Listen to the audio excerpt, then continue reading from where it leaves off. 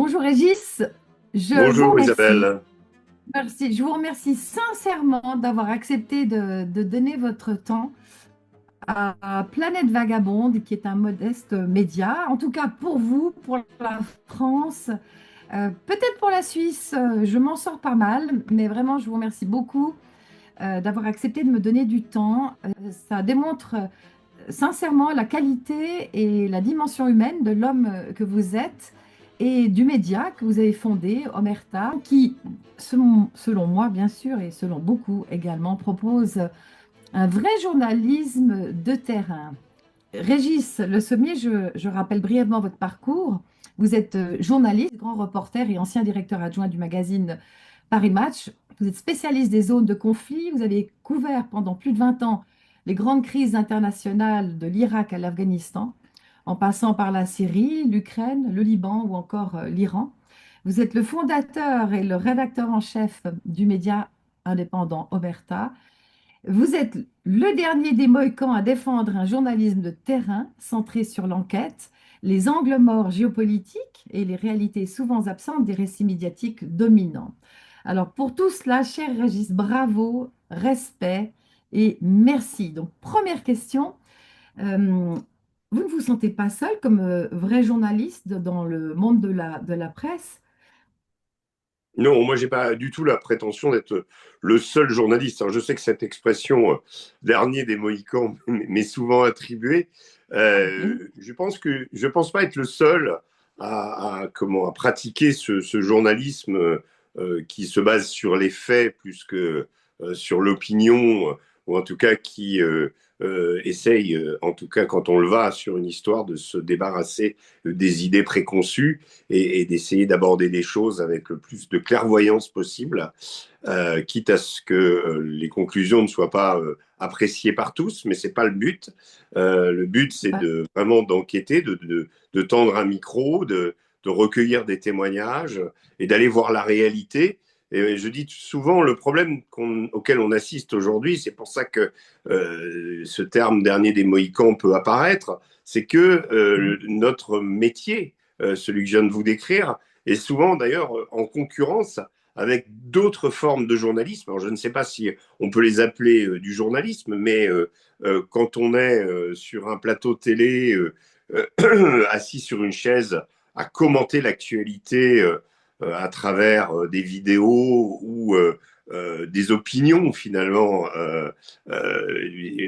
des choses quand même très très éloignées du terrain ou des informations recueillies sur les réseaux sociaux, bah, c'est sûr que c'est plus facile, on va dire, et c'est ça le problème, c'est que beaucoup de rédactions, pour des questions financières, préfèrent, on va dire, réunir de ce qu'on appelle les experts autour d'une table plutôt que d'envoyer des reporters sur place. Ça coûte plus cher, ça peut être dangereux, bref, et donc l'économie de ce métier, dont la base était d'aller sur place, de sortir de sa rédaction et d'aller recueillir et de se rendre compte par soi-même, eh bien, est aujourd'hui menacée par, on va dire, du journalisme low cost, qui est fait donc d'opinions, d'analyses très très éloignées du théâtre des opérations.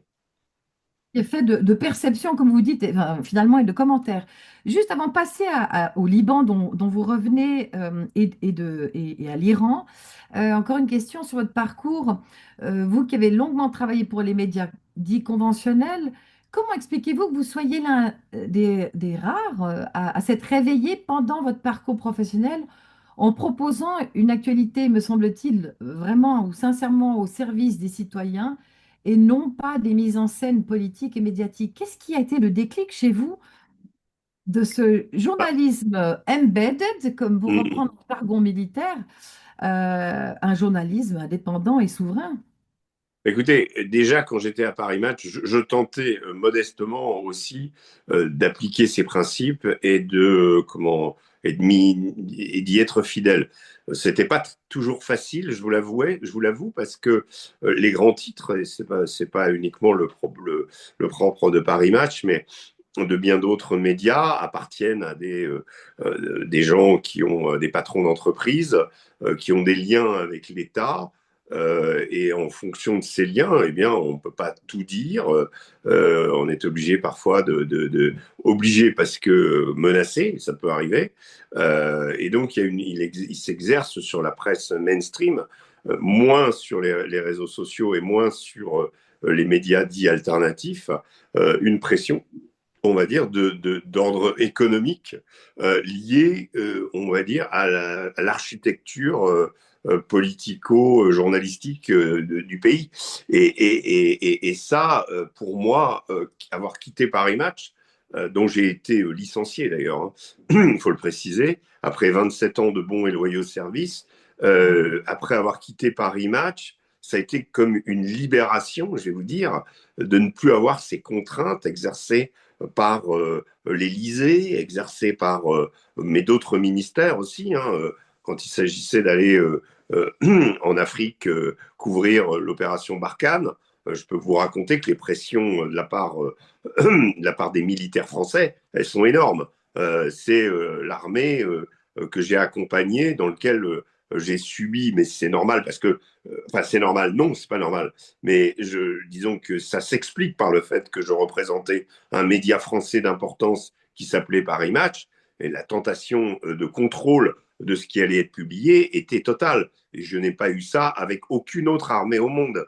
Donc voilà. Donc pour vous dire qu'aujourd'hui, oui, les médias alternatifs sont venus comme une soupape de liberté dans un océan médiatique extrêmement contrôlé et que ils ont aujourd'hui un succès qui est dû justement à cette désertion progressive du public des médias dits mainstream aujourd'hui. Mais qui écoute le journal de Léa Salamé le soir à 20h sur France 2? Personne. Et il y aura de moins en moins de personnes à écouter ces grandes messes cathodiques qui aujourd'hui n'ont plus grand intérêt. Or, ce que je remarque, je vous donne un exemple. Il y a 2 ans, j'ai été invité à un petit salon du livre, mais très, très actif, avec des gens charmants à leur tête, qui est le salon de Cosne-sur-Loire, qui est une ville moyenne, donc sur les berges de la Loire, très charmante. Et je discutais avec, il m'avait remis un prix pour mon livre sur la guerre en Ukraine, et, et donc j'étais venu recevoir le prix, et on m'avait présenté on va dire, aux édiles locales, aux maires, etc., aux élus, et notamment aux dames du Rotary Club, qui étaient, voilà. Et j'ai commencé à parler un peu actualité, etc. Et j'aurais dit, mais où, vous, mesdames, puisez-vous votre information? Et elles m'ont toutes répondu sur les chaînes YouTube. Voilà. Donc, c'est pas simplement une question générationnelle, c'est une question que les gens en ont assez de cette musique imposée par l'État et de plus en plus.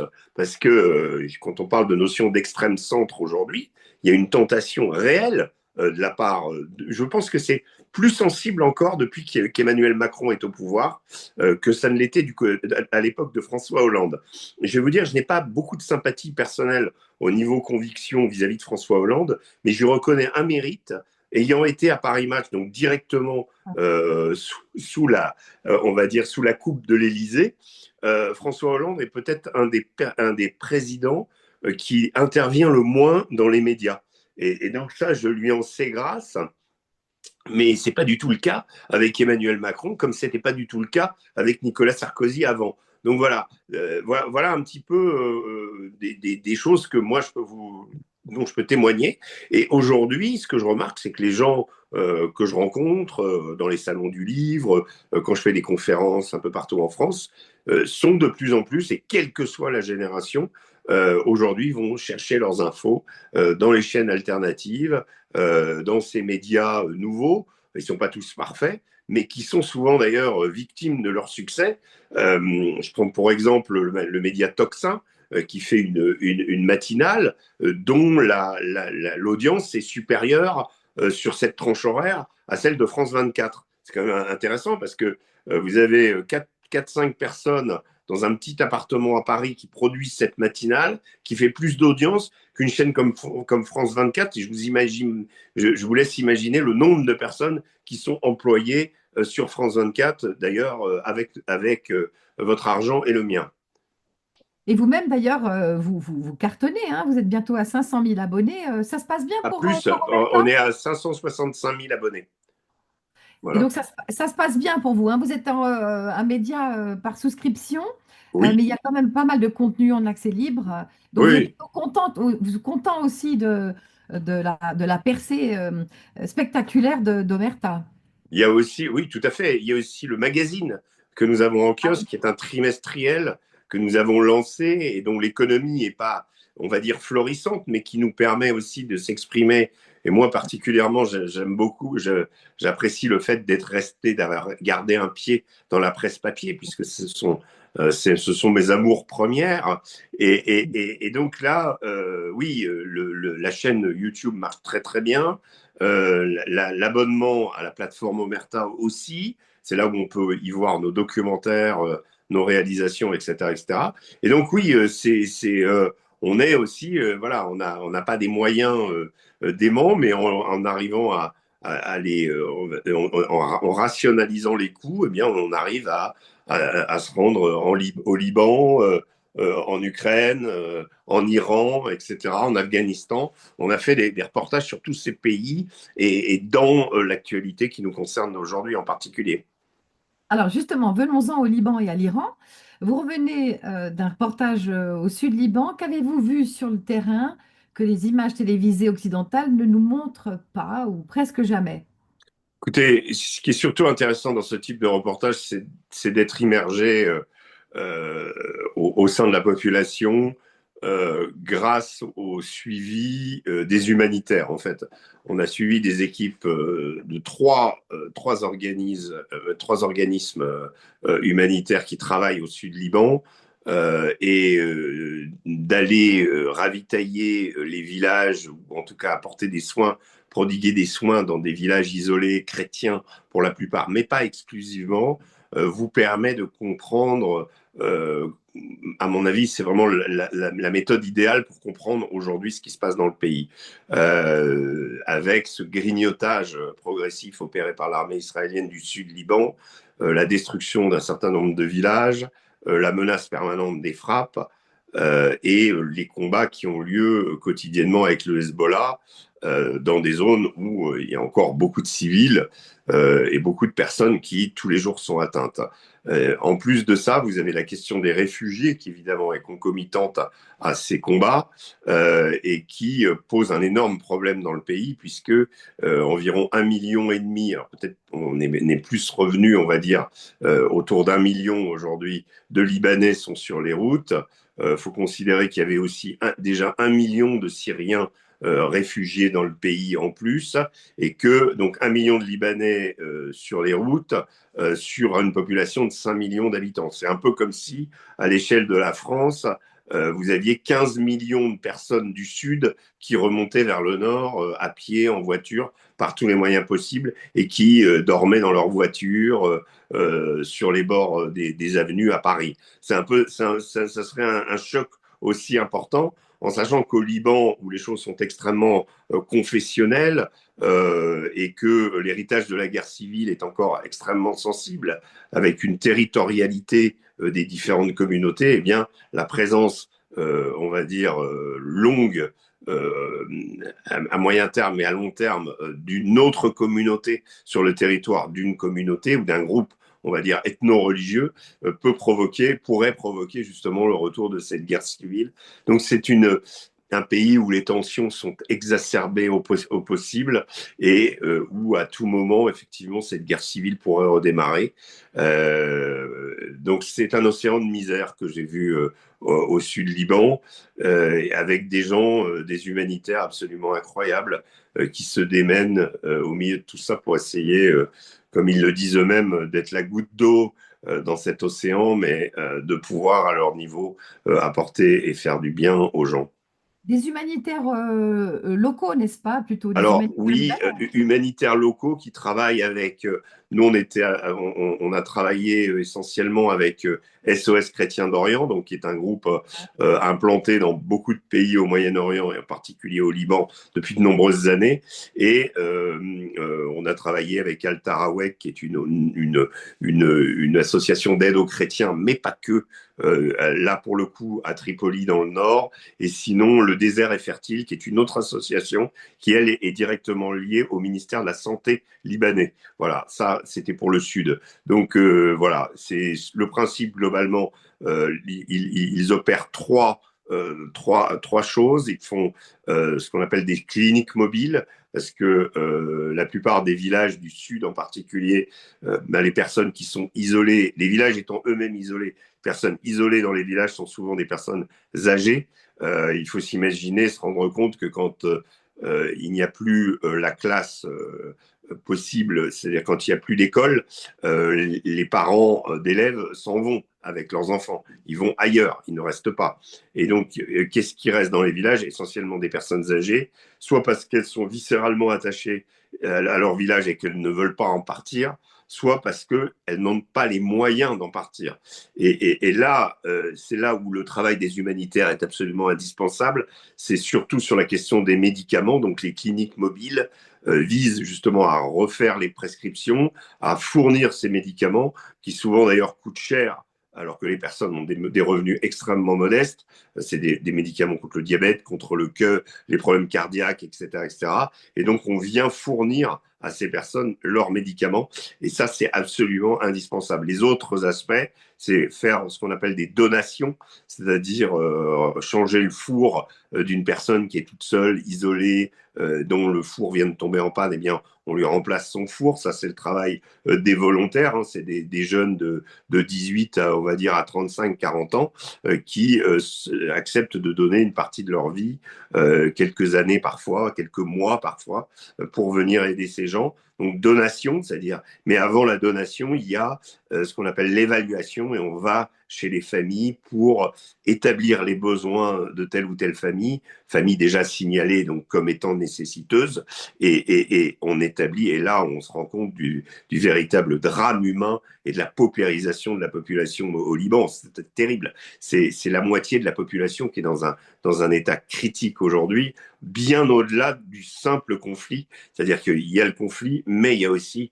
une accumulation de problèmes qui existent au sein de la société libanaise, et ça, on s'en rend compte aussi. Donc, c'est un travail énorme, et voilà, donc qui est Il y a opéré une par... anecdote est-ce qu'il y a une anecdote ou un moment qui vous a particulièrement touché, justement, vous, l'homme de terrain? Est-ce que vous avez quelque Oui, chose moi à ce qui m'a partager? particulièrement touché, c'est même pas dans le sud, c'est dans la ville de Tripoli, qui est au nord, qui est une ville à majorité sunnite, qui est une des villes les plus pauvres du pourtour méditerranéen, enfin de la Méditerranée orientale.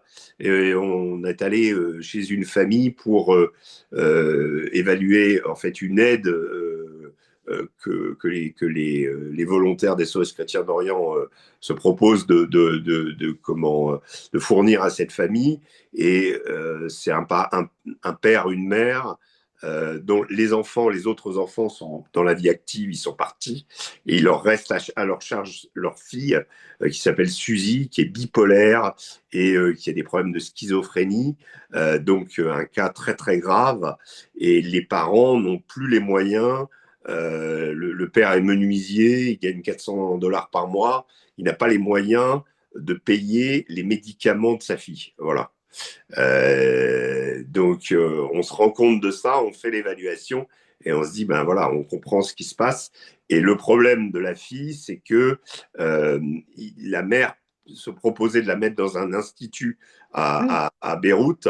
Et l'institut, on l'a visité puisque les volontaires des SOS Chrétiens d'Orient vont rendre visite aux handicapés mentaux au sein de cet institut qui est on va dire, un hôpital psychiatrique.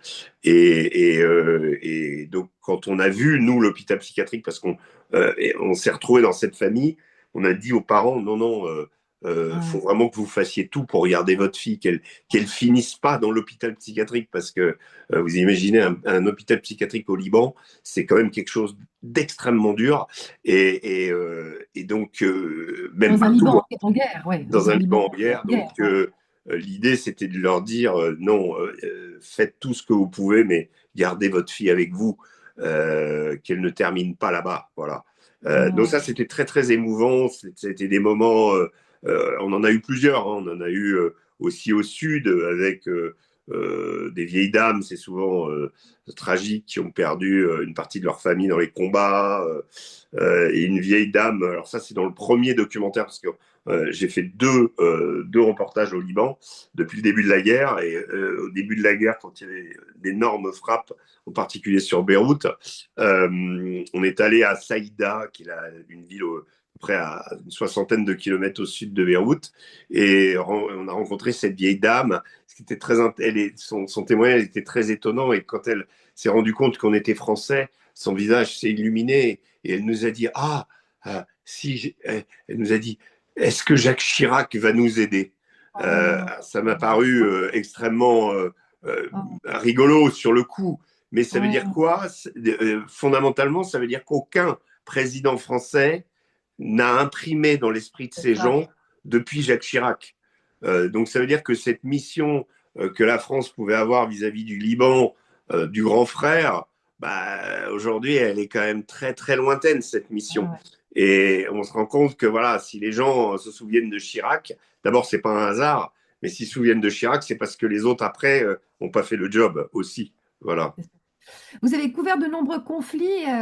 Est-ce que vous avez observé au Liban, ce que vous avez observé au Liban, est-ce que ça vous rappelle certains mécanismes déjà vus en Irak, en Syrie ou à Gaza, évidemment? Non, non, rien de commun, parce que chaque guerre est différente.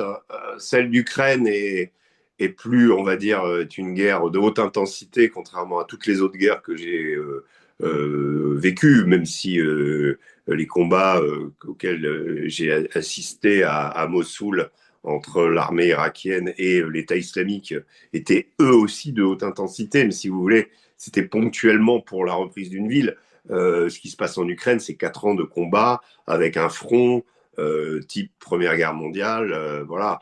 Et ça, je n'avais jamais connu auparavant. En revanche, le Liban, c'est une situation encore différente, différente des Américains en Irak, différente dans le sens où le Hezbollah combat sur son territoire, là où il est né. On oublie souvent de le rappeler, mais si le Hezbollah est né, il est né de l'occupation israélienne du Liban Sud entre 1982 et l'an 2000, et que aujourd'hui le Hezbollah est moins puissant qu'avant, il a moins de ramifications à l'international, mais il combat à nouveau sur le territoire qu'il a vu naître. Donc sa capacité à tendre des embuscades, à opérer en petits groupes, etc., comme il sait très très bien le faire, montre toute son efficacité dans la mesure où il est chez lui.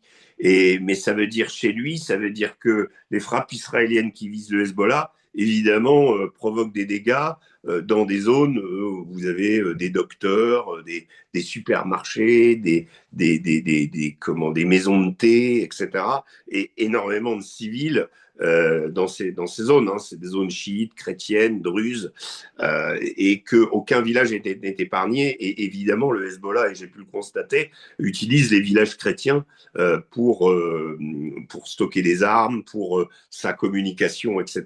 Sachant que les villages chrétiens sont moins visés systématiquement par Israël, mais bon, en général, les villages chrétiens étant isolés au milieu d'autres villages chiites, ils finissent par recevoir aussi des bombardements.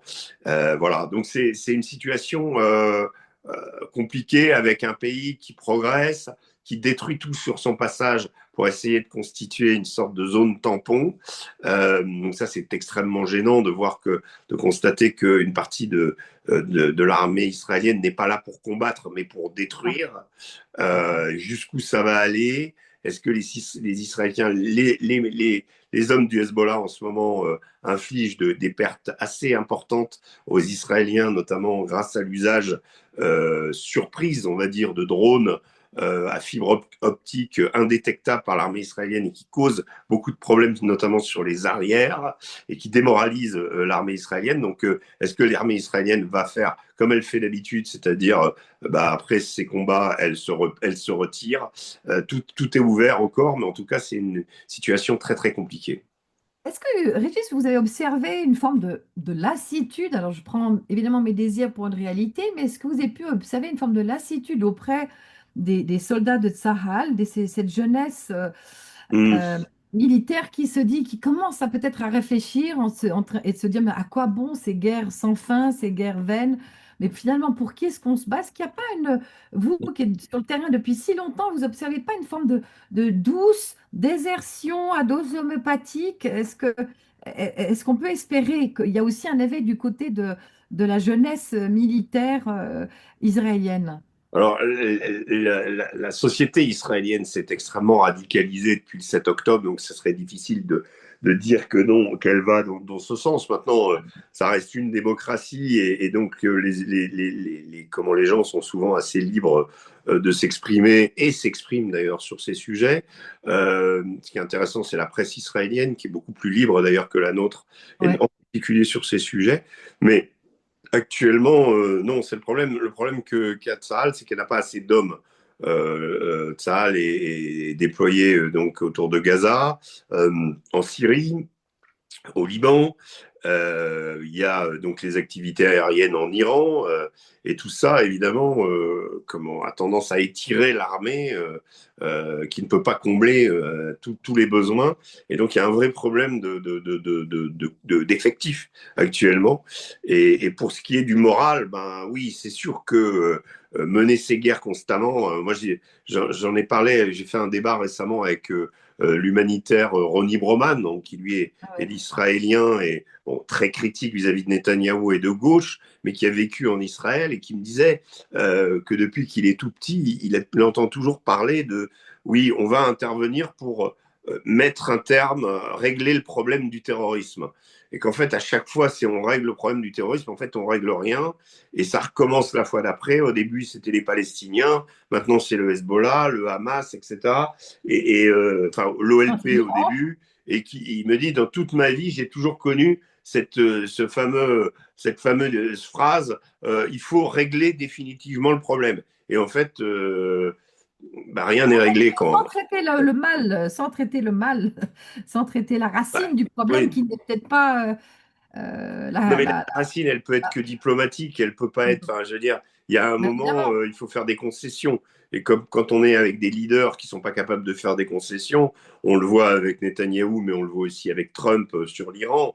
Eh bien, le conflit continue parce que on est avec des gens qui ont eu l'idée que ils sont les plus forts, ils ont Ah. gagné la guerre et que l'adversaire doit se soumettre. Mais là, aujourd'hui, on est face à des gens qui ont aucune envie de se soumettre et donc et qui ne voient pas pourquoi ils se soumettraient parce qu'ils estiment que de leur point de vue, que ce soit le Hezbollah ou l'Iran en ce moment, ils n'ont pas perdu la guerre, voilà, et qu'ils ont beaucoup de cartes à jouer et beaucoup de cartes en main, alors que les Américains et les Israéliens, ben, finalement, ont le temps contre eux maintenant. Alors justement, venons-en à l'Iran, si vous le voulez bien. Votre journaliste et cofondateur d'Omerta, si je ne me trompe pas, Charles Danjou, Oui. revient d'Iran et vous préparez un documentaire Mhm. sur sa présence là-bas. Quelle est la plus grande différence entre l'Iran qu'il a vu et l'Iran décrit dans les médias occidentaux? Parce qu'on a vraiment l'impression que l'Iran résiste, entre guillemets, se défend magistralement, je dirais même presque avec les honneurs, avec panache, il faut reconnaître. Qu'est-ce qu'il a vu sur le terrain qui n'est pas présenté une fois de plus du côté Mhm. de la presse conventionnelle? Moi, des discussions que j'ai eues avec Charles depuis son retour, ce qui m'a surtout marqué, l'Iran a subi beaucoup de dégâts, hein. La guerre a été extrêmement coûteuse pour l'Iran. C'est ce quand Trump dit on les a amochés salement. Oui, ils ont pris beaucoup de coups. Maintenant, ce qui est très intéressant dans ce que dit Charles, c'est les discussions, pareil, avec la population et de se rendre compte qu'en termes vestimentaire tout simplement. Il me dit, il y a énormément de nanas avec croc-top et nombril à l'air. Le voile, il semble que le régime ait décidé de lâcher l'affaire. Et du Ouais. coup, je crois que ce qui m'a marqué dans ce qu'il m'a dit, c'est surtout la modernité de la société iranienne, sa laïcité quelque part, mais je le savais parce que et j'avais fait un voyage il y a 3 ans en Iran et je m'étais déjà rendu compte qu'il y avait une désaffection des mosquées en Iran et que le pays était quand même extrêmement tourné vers l'international. Donc avec des gens très très performants, ça aussi c'est aussi quelque chose d'impressionnant en Iran, c'est le degré le nombre d'ingénieurs, Ingénieur, voilà, absolument. et de gens avec qui on peut tenir des conversations extrêmement extrêmement poussées. Et ça, c'est en décalage avec même ne serait-ce que le terme, le régime des mollahs, qui induit qu'on fait face à des enturbanés Ça, qui marchent en claquettes et qui confectionnent des bombes dans des grottes. Et ça, je absolument. pense que ce qui s'est passé cette fois-ci, c'est que cette mauvaise perception ou cette propagande souhaitée, voulue sur la société iranienne, ne nous a pas permis de comprendre qu'en face de nous, on avait des gens qui étaient donc extrêmement intellectuels, extrêmement poussés. Quand vous avez quelqu'un comme Ali Larijani, qui a été tué par les Israéliens, qui était le chef du Conseil suprême de la sécurité nationale, Ali Larijani, ancien négociateur sur le nucléaire, a écrit 3 livres sur Emmanuel Kant. Donc il est agrégé de philosophie. Il a écrit 3 livres autour de la mathématique et Kant. Et Kant, moi, dans mon souvenir de lycéen, c'était ce qui avait de plus compliqué. La critique de la raison pure, ça faisait partie des ouvrages les plus complexes. Et je me suis dit, quand j'ai appris ça, non pas, oui, c'est une coquetterie, bon, il est passionné de philo. Non, un type qui connaît, qui maîtrise Emmanuel Kant, maîtrise aussi la société occidentale, il la connaît par cœur. C'est ça Absolument. la vraie différence. C'est-à-dire qu'on est face à des gens qui nous connaissent par cœur et qu'on ne connaît pas. Et là vient notre faiblesse et la faiblesse de l'action de Trump en se disant, bah, finalement, ah oui, ils ont réagi en frappant les pays du Golfe. Ah oui, ils ont réagi en prenant le détroit d'Ormuz. Et toutes ces conséquences-là étaient anticipables. On pouvait s'imaginer ça déjà. On a choisi l'option, c'est un régime de religieux fanatiques. Et en réalité, on tombe face à une société qui est capable, dans sa propagande, et Netanyahou l'a reconnu d'ailleurs, d'être plus efficace que la propagande occidentale dans leur manière de moquer Trump, de faire Ouais, des vidéos à base de Lego, ouais, etc., ouais. etc., que tout le monde regarde et digère en Occident. Eh bien, cette manière-là, ben, il n'y a pas de parade parce que là, on est entre le comique et la propagande et nous, on maîtrise beaucoup moins ça. Et donc là-dessus, ils ont des points très très forts qu'on n'a pas voulu voir, qu'on a Ouais. méprisés et on en paye les conséquences. Alors déjà en 2003, lorsque j'étais porte-parole pour les médias auprès de la Croix-Rouge internationale en Iran et en Irak pendant la guerre, Mmh. j'ai déjà pu observer cette société à 2 vitesses, c'est-à-dire une société visible où on porte le foulard, où on est Mmh. habillé un petit peu de manière religieuse, un peu dogmatique, mais il y avait dans les sous-sols des immeubles, dans les attiques, dans les greniers, Mmh. dans les espaces privés, une société beaucoup plus occidentalisée qui était plus clandestine, mais qui était vraiment réelle. Et Mmh. j'observe avec la guerre, avec cette attaque contre l'Iran, c'est que le régime semble vraiment effectivement lâcher du mou. Et maintenant, cette société clandestine est en train d'émerger à la surface et de complètement de s'exprimer beaucoup plus Mmh. ouvertement. Votre confrère disait qu'il y avait 60% de la population qui était habillée de manière encore un peu religieuse, mais 40% qui étaient complètement occidentalisées avec des femmes Mmh. effectivement, qui sont habillées comme nous et qui se promènent dans des malls et dans des shopping centers tout à fait à l'image des grandes mégapoles. Donc, effectivement, il y a vraiment une, Ouais. Ce qui est très à intéressant, jour. Ouais, ouais. ouais, ce qui est très intéressant, c'est que c'est valable aussi pour le Hezbollah, qu'on a à tort tendance à considérer comme des combattants avec des bandeaux sur la tête, habillés en noir, ou dans leur icône de martyrs chiites, ou avec la tête de Nasrallah, donc Non, un c'est ça. visage dur, etc. Alors qu'en réalité, vous avez beaucoup d'universitaires, vous avez des gens qui ont des positions dans la vie civile extrêmement élevées, qui font partie de cette organisation. Donc là aussi, le terme terroriste ou le terme mollah vient induire un biais qui ne reflète pas la réalité et qui ne permet pas d'être efficace pour les combattre non plus. C'est-à-dire c'est des propos qui peuvent nous satisfaire Donald Trump en disant mon ennemi est un type en sandales, mais en réalité, il est contre-productif d'aller combattre ces gens-là en ayant ça en tête, quoi. Voilà. On a vraiment l'impression que l'Amérique et Israël sont deux ados qui viennent provoquer un grand frère, hein, avec une civilisation perse pluricentenaire. On a vraiment l'impression que l'Occident a rien compris à cet adversaire iranien, comme vous le dites, qui a révélé plutôt sa force, sa cohésion, Mm. une fraternité perse, hein, une posture civilisationnelle finalement bien supérieure aux Mm. différents religieux, culturels, internes. Mais tout Alors, à fait, ça va même souder d'ailleurs une partie de. ouais, Et on voit même, moi j'ai des amis perses hein, qui sont exilés, qui étaient au départ la diaspora, toutes contentes de. Alors je dis pas toutes, hein, mais j'en ai au moins une qui, quand l'Iran a été attaqué, le pays est attaqué et donc il y a une ah, forme voilà, on se serre les coudes on et applaudissait malheureusement, on ouais, t'applaudissais. s'oppose à cette agression alors qu'elle était volontiers d'opposition, et elle l'est toujours quelque part. Mais là, c'est la patrie en danger, quoi. Ils sont très Ah bah ça, c'est nationalistes. vrai. C'est vrai qu'il y a pas mal d'Iraniens de la diaspora qui, au début, applaudissaient le bombardement du pays, ce qui m'a beaucoup Oui. choqué personnellement. Et effectivement, cette diaspora semble aujourd'hui se réveiller et Mmh, resserrer les rangs derrière mmh, leur forme de patriotisme, plus que un positionnement anti-religieux. mmh, Dans vos analyses, cher Régis, vous évoquez une erreur stratégique majeure des États-Unis.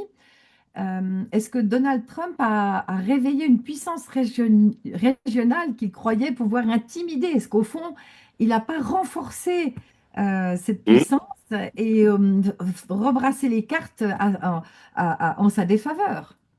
Bah, disons que si les choses restent en l'état et que l'Iran continue à prélever, on va dire, à l'année une taxe sur les pétroliers dans le détroit d'Ormuz, ben, l'Iran va pouvoir financer d'ailleurs, Ouais. ça peut lui amener une manne qu'on estime autour de 50 milliards de dollars qui pourrait lui permettre qui est supérieur au budget de l'État iranien aujourd'hui. Donc oui, l'Iran pourrait devenir un acteur régional beaucoup plus important. Et si cette guerre se conclut par l'allègement des sanctions ou l'abandon de certaines sanctions des États-Unis vis-à-vis de l'Iran, ça va lui permettre de commercer. Et quand on connaît l'efficacité des Iraniens, et ne pas oublier aussi que c'est des gens qui, depuis 47 ans, sont sous sanctions, donc sont habitués à se débrouiller tout seuls, et donc qui ont un certain art du système D, je pense qu'ils sont très efficaces et que ça risque d'être une puissance. Ben, finalement, peut-être que Donald Trump aura fait de l'Iran, si ça reste en l'état, une puissance régionale majeure, alors qu'avant la guerre, il s'agissait d'un pays isolé, diplomatiquement, sous sanctions, et dont la population ne pouvait pas voyager. Et là, on est, voilà, c'est le paradoxe de cette guerre, si elle reste en l'état, c'est que, on va dire, Donald Trump aura réveillé le dragon iranien et lui aura ouvert des perspectives. Parce que la Chine ne va pas abandonner l'Iran aujourd'hui, que la Russie non plus ne va pas abandonner l'Iran. Ils ont bien compris qu'ils avaient là un adversaire, enfin pas un adversaire, un allié redoutable dans leur confrontation et dans leur bras de fer avec les États-Unis. C'était pas prévu, ça n'existait pas avant la guerre, avant le 28 février. Et maintenant, les conséquences de ce conflit risquent d'être très très surprenantes. Voilà. Alors, le droit d'Ormuz a toujours été un point névralgique mondial. Selon vous, est-ce que les opinions publiques occidentales commencent gentiment à réaliser à quel point leur quotidien, notre quotidien dépend de cette région? Est-ce que vous sentez un changement de perception de notre côté ou pas encore? Non, je pense qu'on ne sait pas encore le cas.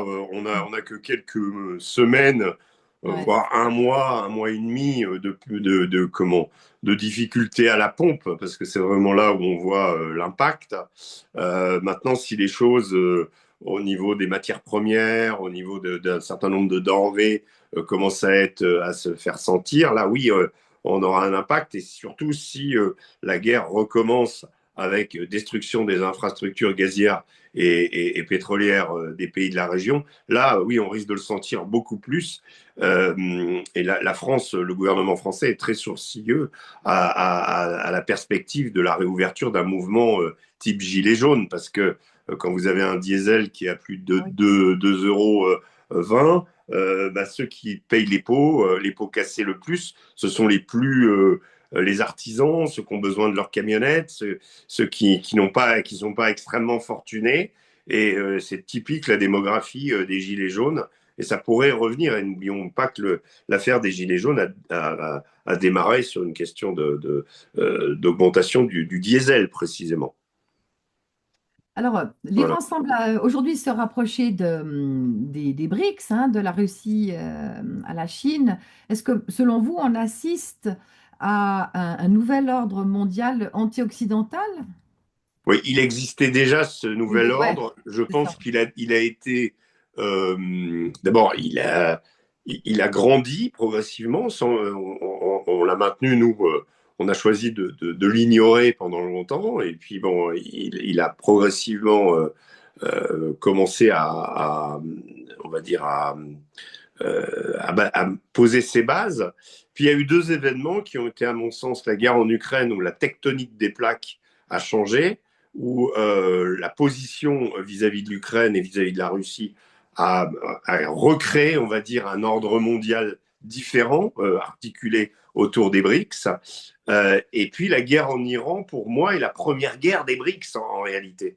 C'est la première fois qu'on a une puissance qui s'oppose en étant capable de répondre coup pour coup aux Américains, aux Israéliens, alors qu'avant, je vais dire, il y avait des conflits qui, on va dire, tendaient Orient et Occident ou les mettaient en affrontement, mais c'était des conflits comme le conflit en Irak ou en Afghanistan. On était plus face à des guérillas classiques avec un faible nettement identifié comme faible et un fort nettement identifié comme fort. Là, il y a un fort et un faible. On est dans de la symétrie, mais le faible est capable d'infliger des coups, de porter des coups au fort assez notoires, et d'autant plus qu'il considère son adversaire non pas comme une force militaire exclusive, mais comme un système intégrant un ensemble et sur lequel il peut peser, c'est-à-dire la manne diplomatique, économique, financière, énergétique. Et toute cette réflexion conduite par l'Iran montre que là, pour la première fois, oui, on a un pays BRICS, entre guillemets, qui affronte avec un certain succès l'Occident et les États-Unis. Et que, bien sûr, autour de ça, il y a toute la question du pétrodollar, il y a toute la question finalement de l'économie mondiale qui est, on va dire, sans dessus-dessous à cause Et donc, oui, je pense que de toute façon, les États-Unis, ils laisseront des plumes.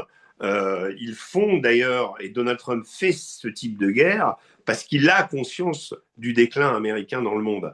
Il veut reprendre ses positions. Il a compris que la Chine avait, globalement, sur la question du conflit en Iran et de l'opération au Venezuela, il a compris que la Chine avait l'avantage sur les terres rares.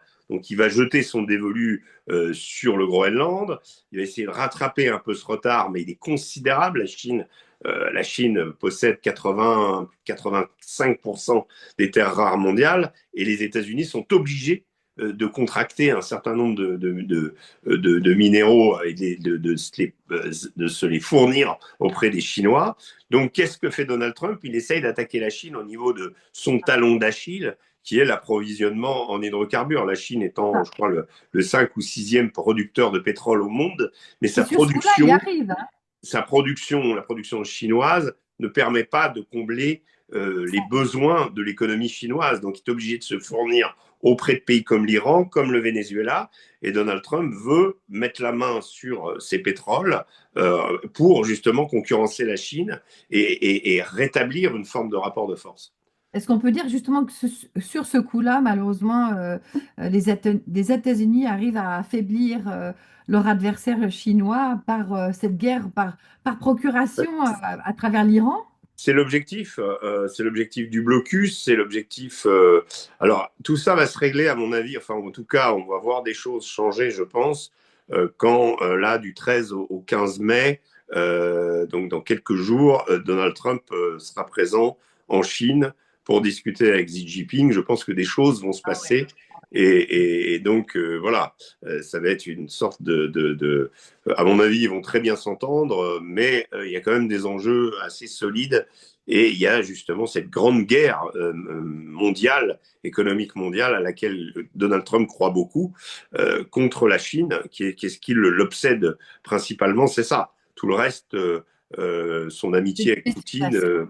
son amitié avec Poutine étant d'ailleurs une des conséquences de cette attitude, c'est-à-dire de dire il faut à tout prix, on va dire, retirer la pompe à essence à la Chine, c'est-à-dire la Russie, et donc séparer la Russie de la Chine. Or aujourd'hui, la conséquence de la guerre en Ukraine, c'est que on a renforcé l'axe Pékin-Moscou. C'était le cauchemar d'un diplomate américain qui s'appelait Zbigniew Brzezinski, qui a écrit Le Grand Échiquier, justement, qui explique qu'il n'y a pas de pire situation pour les États-Unis que de voir Russie et Chine coaliser contre elle. Dites-moi pourquoi, depuis maintenant plusieurs semaines, les Russes se font bombarder sur leur propre sol par des drones, pas mal de leurs réserves d'hydrocarbures et ne réagissent pas. Comment expliquez-vous ce silence, cette forme de passivité russe par rapport aux attaques quand même importantes Oui, des drones ukrainiens depuis quelques mois maintenant? oui, les drones ukrainiens ont un impact significatif mais ils ne touchent pas fondamentalement la distribution du pétrole russe dans le monde.